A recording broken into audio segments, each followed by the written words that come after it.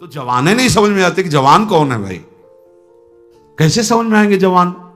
15-16 की अवस्था में आप अभी सुने थे प्रश्न उत्तर में, एक ने कहा हमें बहुत निगेटिव विचार आते हैं, तो भैया ये तो पाप का लक्षण है। आप पाप कर्मों से अपनी वृत्ति को हटाइए, नहीं तो नकारात्मक सोच आपको नष्ट कर देगी। क्या करते हो तुम? उनका 5 बार हस्तमैथुन नियम से रोज करता हूं। अब आप विचार करो, इस विषय पर ना तो कहीं चर्चा होती है और ना कहीं कहा जाता है। छोटे छोटे बच्चे ऐसी निकृष्ट आदत को प्राप्त हो गए, अब ये जवान होंगे, अब इनमें भगवदानंद की आकांक्षा जागृत होगी, ये कहीं सतमार्ग जान पाएंगे? कदापि नहीं, जीवन ही नष्ट कर दिया। शास्त्रीय सिद्धांत है, गुरुकुलों में इसीलिए बच्चों को रखा जाता था, चाहे राजा के हो चाहे प्रजा के हो। ब्रह्म ऋषियों के शासन में 20-25 वर्ष तक ब्रह्मचारी रहे, वृत्ति निवृत्ति मार्ग पर तो वैरागी बन गए, प्रवृत्ति मार्ग पर तो गृहस्थ में गए। कुछ समय तक गृहस्थ में रहने के बाद स्वतः पूर्वाभ्यास ब्रह्मचर्य का उनका जागृत हो जाता और वो चौथी अवस्था तक भगवत साक्षात्कार कर ही लेते, क्योंकि नींव बड़ी मजबूत थी। अब छोटे छोटे बच्चे स्मार्ट मोबाइल, आचरण, गंदे दृश्य देख देख करके गंदे कर लेना, कैसे उनके अंदर ये बात आएगी कि वृद्धावस्था पहले भगवत प्राप्ति कर लें? जरूरत ही नहीं भगवत प्राप्ति की, उनको आकांक्षा ही नहीं, जानते ही नहीं भगवत प्राप्ति क्या है, क्यों करना चाहिए। वो बस वो चाहते हैं, जो दृश्य देखते हैं वही करना चाहते हैं, जो सुनते हैं, जो बोलते हैं वही चिंतन होता, जीवन एकदम नर्क बन जाता है। भगवत प्राप्ति की आकांक्षा उसके हृदय में होती है। ध्यान से सुनना, पर नारी पर पुरुष त्याग कर सेवन करो शुद्ध गृह धर्म, निज पर धर्म नाश के साधन करो कभी भी नहीं कुकर्म। यदि आपको इसी जन्म में उत्तम स्थिति को प्राप्त करना है तो चाहे गृहस्थ हो चाहे विरक्त हो, कभी भी ये विरक्त आश्रम वाले को माताओं बहनों की तरफ कुदृष्टि से भी नहीं देखना चाहिए। कुदृष्टि भोग भावना। जननी सम जानहि पर नारी, धन पराय विस्ते विष भारी, जिन्हि राम तुम प्राण प्यारे, तिनके मन शुभ सदन तुम्हारे। मातृवत पवित्र भाव। अपने को तो श्री जी की सखिया है, जैसे ललिता, विशाखा, चंपक, चित्रा, तुंग विद्या, रंग देवी, इंद्रलेखा और सखी सुदेवी, सकल यूथ हित सेवी, ऐसे ही चराचर की जितनी शरीर में भावना हम पवित्र कर पाएंगे उतने दोष हमारा नष्ट हो जाएगा। ये जितनी स्त्री शरीरधारी, ये सब मेरी प्यारी जी की लाडली सहचरिया है, इनके चरणों में प्रणाम। बस जो चाहे आपन कल्याणा, सुजस सुमत सुगत शुभ नाना, सो परनार लीलार गोसाई, तजौ चौथ के चंद की नाई। विरक्त उपासक को माताओं बहनों से आंख मिलाकर कभी बात नहीं करनी चाहिए।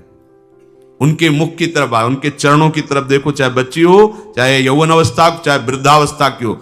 विरक्त साधक को कभी एकांत में माताओं बहनों से संभाषण नहीं करना चाहिए। बीच में एक किसी को डाल और दूसरा साधक को खड़ा हो जाए, नहीं बाहर निकलो, बाहर अगर बात ही करनी है तो मैदान में करो खड़े होकर के। और क्या बात करनी है?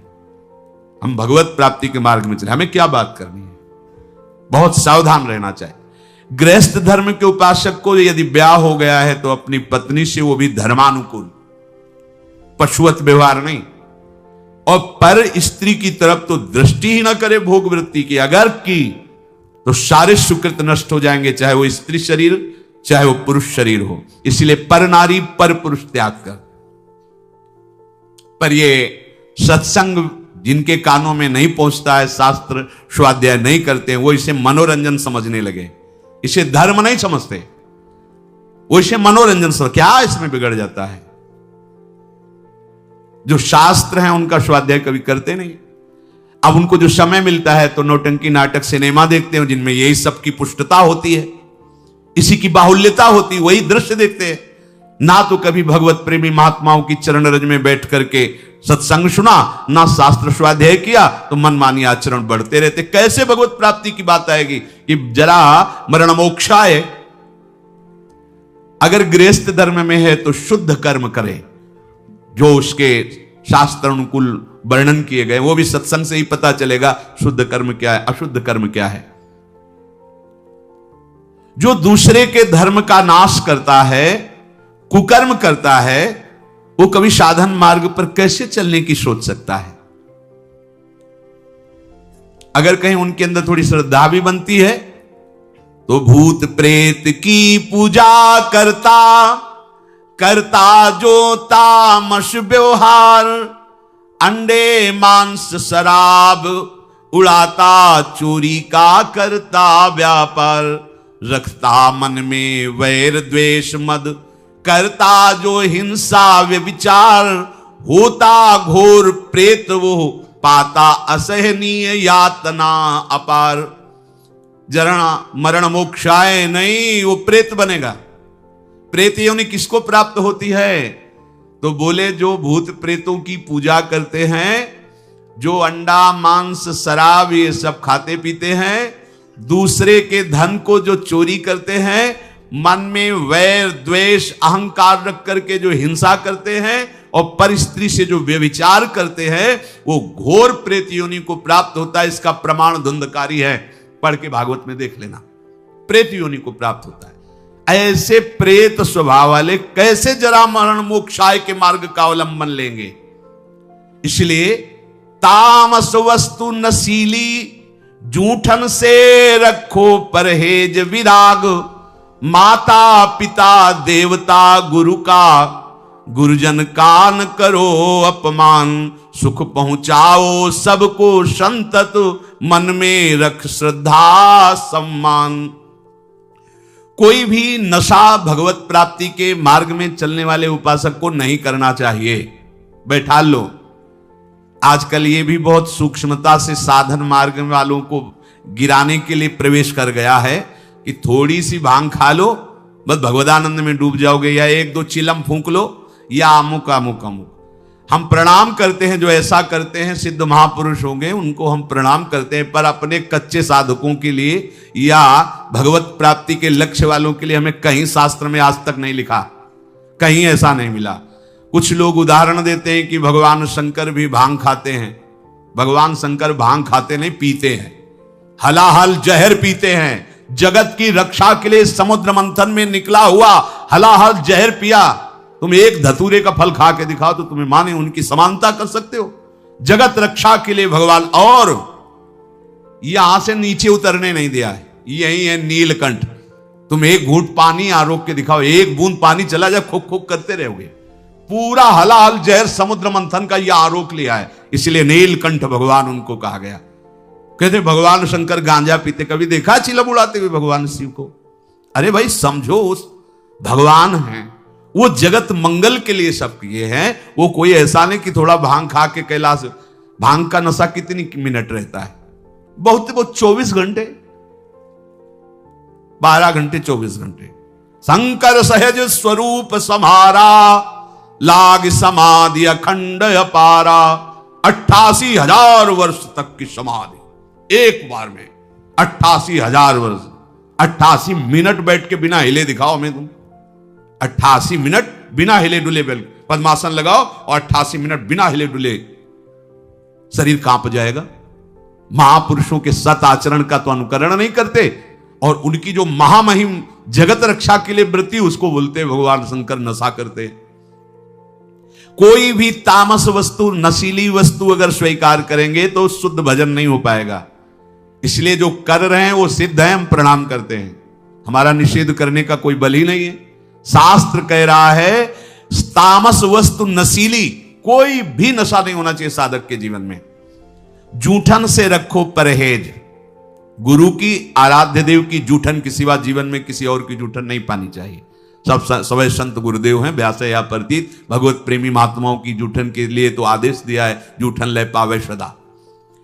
जो गृहस्थ में हैं, माता पिता वयो वृद्धों को भगवान का स्वरूप मानकर उनका आदर करे। बड़ा क्रूर स्वभाव होता जा रहा है। नवयुवक जन है, अपने वृद्ध माता पिता को कट वचन बोलते हैं, यहां तक कि उनके ऊपर हाथ भी छोड़ देते हैं, मारने पीटने तक पर। सोचो तुम्हारी गति क्या होगी। जो भगवत स्वरूप माता पिता जिनकी चरण आराधना करने पर भगवान की प्राप्ति हो जाती। पुंडरीक जी ने अपने माता पिता की आराधना की तो भगवान विट्ठल उनको दर्शन देने बिना चाहे आ गए। ऐसे पूज्यवर जो हमारे गुरुजन हैं माता पिता, यदि हम उनका अपमान करेंगे, उनको गाली देंगे तो हम जरा मरण मोक्षाय मार्ग पर चल पाएंगे? कदापि नहीं। और सदगुरुदेव की अवहेलना, फिर तुम्हें परमार्थ की पगडंडी मिल जाएगी? कदापि नहीं। सुख पहुंचाओ सबको संतत, मन में रख श्रद्धा सम्मान, सब में भगवत भाव कर कर सुख देने की भावना। बुरे संग का, बुरे व्यसन का कभी न रखो मन में मोह, काम लोभ को छोड़ करो सब जीवों पर स्वाभाविक छो। जैसे कर्म किए जीवन भर, जैसे मन में रखे विचार, अंतकाल भाव मनुज का होगा उसके ही अनुसार। बहुत सुंदर बात कह रहे हैं पूज्य भाई जी महाराज।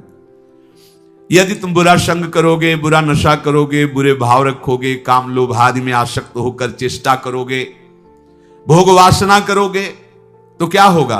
बोले जैसा जीवन तुम व्यतीत करोगे फाइनल में तुम्हारे पास वैसा ही निर्णय आएगा। क्या?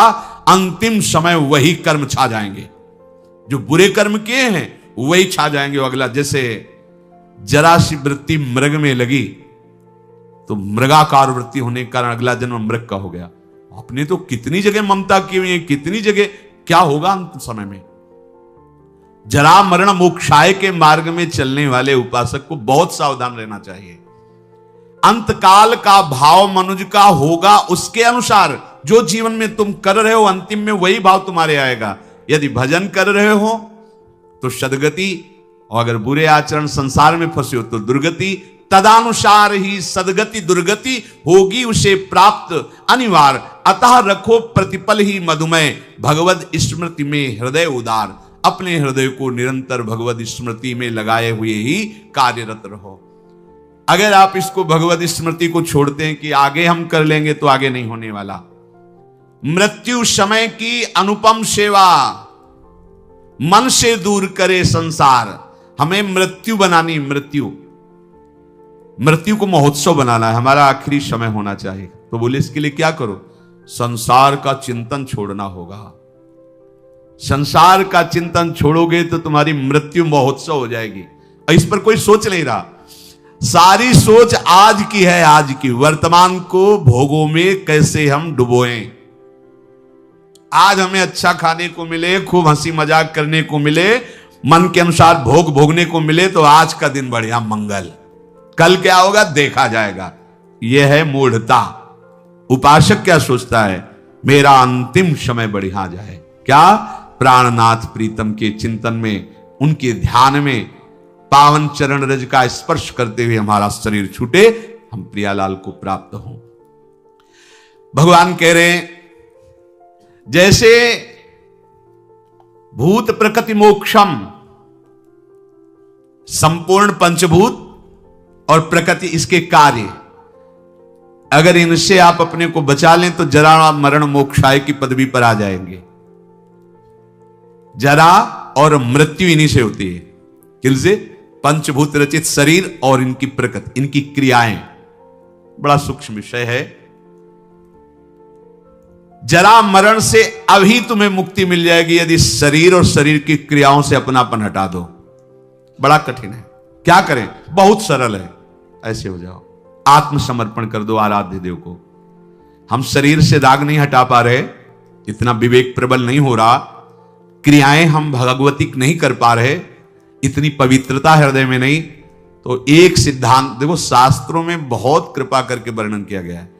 अनेक जन्मों की आदतों से, इस जन्म की आदतों से, संग से, अहंकार से, इंद्रियों से, वृत्तियों से जो कुछ भी हो रहा है वो सब परम पुरुष आदि पुरुष प्रभु श्री हरि को समर्पित कर दो। आप भगवत प्राप्ति के मार्ग में अग्रसर हो जाए। इससे बढ़िया और बात क्या हो सकती? ये करो, ये ना करो, ये नहीं। यत करोषि, जो भी कर रहे हो, ये तो सर्वाणि कर्माणि मयि सन्न्यस्य मत्पराहा, मेरे परायण होकर जो भी तुम्हारी क्रिया हो रही है वो मेरे को अर्पित कर दो। यत करोषि, जो कर रहे हो कुछ तो करो, कोई सिद्धांत तो पकड़ लो। आज से नियम ले लो कि हमारा कोई भी 24 घंटे का समय भगवद अर्पित बिना हुए नहीं हम छोड़ेंगे उसे। अगर शयन में जा रहे हैं तो जागृत का पूरा हिसाब प्रभु के चरणों में दीजिए, और शयन के बाद जब जगिए तो पूरा शयन दीजिए प्रभु को। प्रभु 10 बजे सोए थे और अभी 1 बजे 2 बजे जो जगे, प्रभु ये समय आपके चरणों में समर्पित है। इसमें जो हम नींद में हुए या जो भी नाम जप किया, जो प्रभु आपके चरणों में। अब फिर सुबह जागृत में ये विचार करते रहो, ये क्रियाएं सब प्रभु की प्रसन्नता के लिए हो रही। नाम जप करते रहो, हर क्रिया प्रभु को अभी कुछ ही दिनों में आप देखना आपकी आध्यात्मिक विचार शक्ति बढ़ जाएगी, आपका विवेक पवित्र हो जाएगा। पर ये अभी 1-2 दिन करोगे फिर भूल जाओगे। भूलो नहीं, अगर भूलते रहोगे तो ज्यादा समय नहीं अपने लोगों के लिए पास। ये बहुत डींगे हाँकते हैं हम अभी बड़ा समय। ब्रह्मा जी के देश में, ब्रह्मलोक में ऐसे कमल की पंखुड़ी में ऐसे छेदो तो अपने यहाँ का 1 वर्ष हो जाता है। अगर वो 80 बार ऐसे कर दिए तो हम गए। 80 साल ही होगी वो तो, तुम्हें 60, 70, 80, 85 कितनी उम्र है। बहुत जल्दी तत्पर हो जाओ। पर सब कोई तत्पर नहीं होगा, सब तत्पर हैं यहाँ जगत सजाने में। अरे हम जगत सजाने के लिए नहीं आए, हम जगदीश को पाने के लिए आए। ये हृदय का चिंतन बदलो, क्योंकि ये जरा मरण स्वरूप में नहीं होते, ये शरीर में होते हैं। अब स्वरूप का परिचय ही नहीं। लोग बहुत जानकार जैसे ज्यादा बातें बनाते तो कहते भैया 3.5 हाथ के शरीर में रहते हुए कई साल हो गए? बोले 40। तो जाना तुम कौन हो भाई? हो कि 100-200 हाथ का है तो खोजने में समय लगेगा। 3.5 हाथ के शरीर में आप हैं, आप अपने को नहीं जानकारी कर पाए तो आप कितने बड़े जानकार हैं? औरों की जानकारी क्या लोगे? आप अपनी जानकारी नहीं कर पाए, 3.5 हाथ के शरीर में हो, कैसे भूल भुलावे में हो? बोले हम तो रोज अपने को देखते, शीशा में देखते हैं, बढ़िया गोरे चिकले गाल और सब। ये तो प्रकृति की रचना का, पंचभूत का एक नमूना है। ये नमूना है, नमूना हमारा थोड़ी स्वरूप है। बस ये पहली सूरज गई तो जरा मरण मोक्षा है, क्योंकि जरावस्था इसी में होती है और मरण अवस्था भी इसी की होती है। प्रकृति के कार्य शरीर के साथ जब तक तदात्म रहेगा तब तक जरा मरण मोक्षाय नहीं हो पाएगा। संबंध विच्छेद करना है इस शरीर से। सारी चेष्टा इसी शरीर के सजाने की है और शरीर को मैं मानने की पुष्टता की है। और हम बनते हैं साधक, हम बनते हैं अध्यात्म मार्ग के पथिक। जब कोई उपासक शरीर के साथ तदात्म मैं आज तक नहीं भूल पाए, देखो ना, जब आप तिलक लगाते हैं शरीर के माथे पे लगाते हैं, अपने माथे पे लगाते हैं, उस समय आता है क्या? नहीं, एक एक बाल संभाल करके, क्योंकि मैं हूं, मैं, बस यही अंतराय है। अब ये गूढ़ बात कैसे समझ में आएगी? यहां तो बात समझने के लिए बस इतनी कि वो उपाय बताओ जिससे चेक पर चेक पास होती है, वो उपाय बताओ जिससे खूब भोग भोगने के लिए बल बढ़े और खूब भोग मिले, बस जीने की। जीते किसके लिए हो? इसका उत्तर नहीं, इसका उत्तर नहीं। किसके लिए जी रहे हैं? भोगों के लिए जी रहे हैं, भोग भोग रहे हैं, जीने के लिए, बस इतना ही क्रम है मूढ़ता का।